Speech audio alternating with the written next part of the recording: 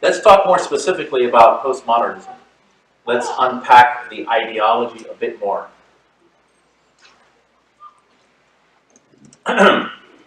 Now, chances are you've come across names like Michel Foucault, Jacques Derrida, Jean-Francois Lyotard, Stanley Fish, Richard Rorty, Frank Lantricchia, Andrea Dworkin. If their names are not familiar, their ideas will be, certainly. They are the major players. Point number one about postmodernism. Postmodernism rejects ultimate or absolute truth. There is no ultimate or absolute truth, they say. You have to find your own subjective truths, plural, with a lowercase t. Live your truth, as Oprah says. There is no true self in God's image to be actualized by disciplining your desires. As I mentioned earlier, takhalluk and tahaqquk. You must invent your true self. Self-invention. By engaging your desires. I saw another movie about a month ago called Avengers. It was a commercial before the movie that caught my eye. It's a 30-second commercial. You have this young woman, millennial. She has a t-shirt with a rainbow on it, a homosexual advocate. And these are direct quotes. She says, "Look, here's the thing about Diet Coke. It's delicious. It makes me feel good. Life is short. Just do you." They love that. Just do you. Whatever it is. Diet Coke. Because I can. Beautiful. Again, quintessential postmodernism. Right before the movie. Well, I couldn't even enjoy the movie. Just do me? Okay, what if I like to torture animals? Just do me? Ajib and gharib. Postmodernist philosophy here is actually self-contradictory. To say that there is no absolute truth is to make a statement that is absolutely true. In other words, they're saying the only absolute truth is that there is no absolute truth. Postmodernists tend to be radically skeptical about everything, right, except their own skepticism. However, contradictions don't seem to bother them because the intellect has been devalued. Point number two, postmodernism denies objective morality. As we said, you have this strain of nominalism where formal and final causes are rejected. Morality is totally fluid, they say, and relative. Now, the asas, the foundation of the Abrahamic tradition, is love of God and love of your fellow human being. And that is absolutely fundamental. If you read the New Testament, if you read rabbinical writings, talk to a rabbi, talk to a pastor, Imam al-Razi, he defined Islam. He said, "Al-ibadatu lil-khaliq wa rahmatu lil-khalq." He said, Islam is the worship of the Creator and showing compassion towards the creation. However, as Abrahamic believers, this is a very important point.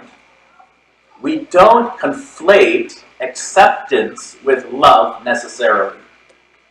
We don't conflate acceptance with love. In other words, we can love people and simultaneously consider some of their behavior as morally reprehensible. Postmodernists tend to conflate love with acceptance, so this idea that if you really loved your transgender cousin, you would accept him totally for who he or she or she is. Z-E, an actual pronoun, one of the many pronouns that people in the academy have fabricated that are now, at least in Canada, have proposed laws to compel people to use. Now this leads to another contradiction in postmodernist philosophy. Postmodernists are highly intolerant of intolerance. It is as if they say, respect everyone, you idiot. I remember, just do you, that's called virtue signaling, right? That sounds like the right thing to say, but they don't actually practice it. What they mean is, just do you, as long as you agree with me, And if you don't, then you're a bigot. You need to change your beliefs. I was a tutor at the GTU for a while, tutoring a Christian sister in Hebrew, kind of strange, Muslim guy tutoring a Christian student in Hebrew. Anyway, she saw me a few months after our tutoring sessions from a distance, and she said, "Adi," she wanted to give me a hug. And I said, "No, I don't hug." She said, "What?" I said, "I don't hug women." And I had to explain it to her. She said, "Really?" She put out her hand and wanted to shake my hand. So I don't shake hands. So she said, "I'm so offended." She was serious. "I'm so offended. You won't shake my hand because I'm a woman?" So I turned the tables on her. Right? I played the victim. Right? And I told her I was doing this. I said, "What? You're offended? I'm an oppressed minority in America. I have brown skin. I'm a Muslim. And my religious beliefs offend you? I'm offended you're offended." She said, "Oh my God. You're so right." I said, "I'm just kidding."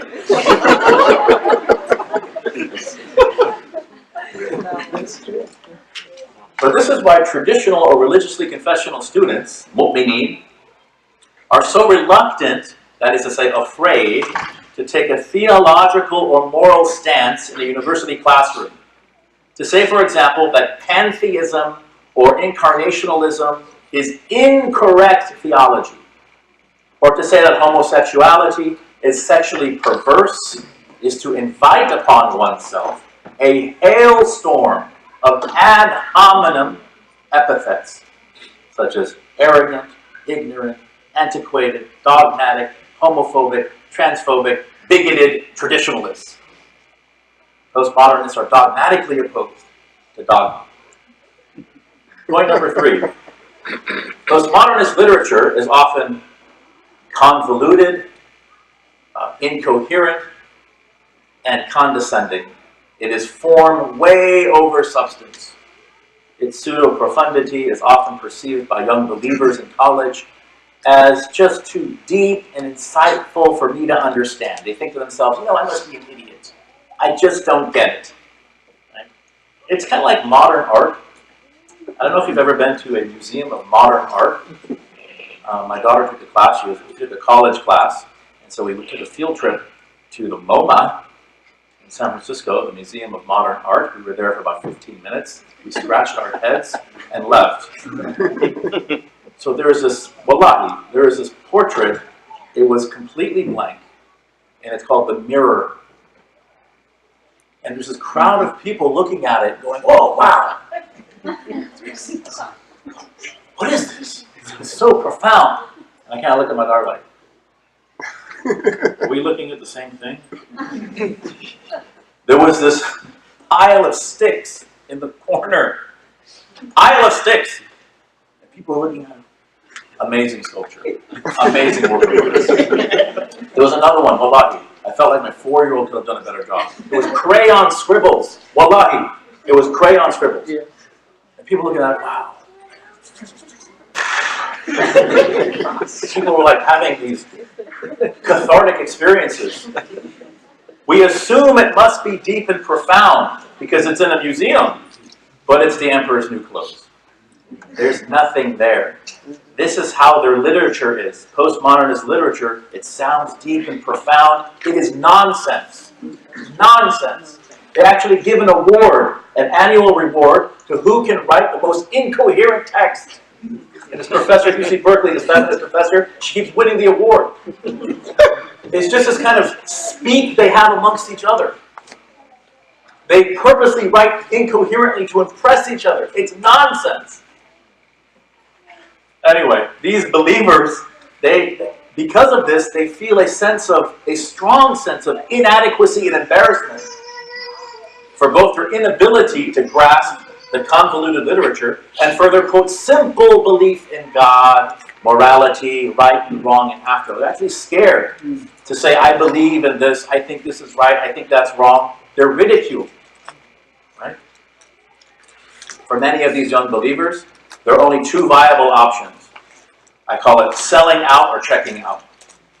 In other words, attempt to change the very face of the religion in order to mitigate the hurt feelings of certain individuals who are offended by the morality in religious texts, or to leave the religion altogether because they just don't want to deal with it.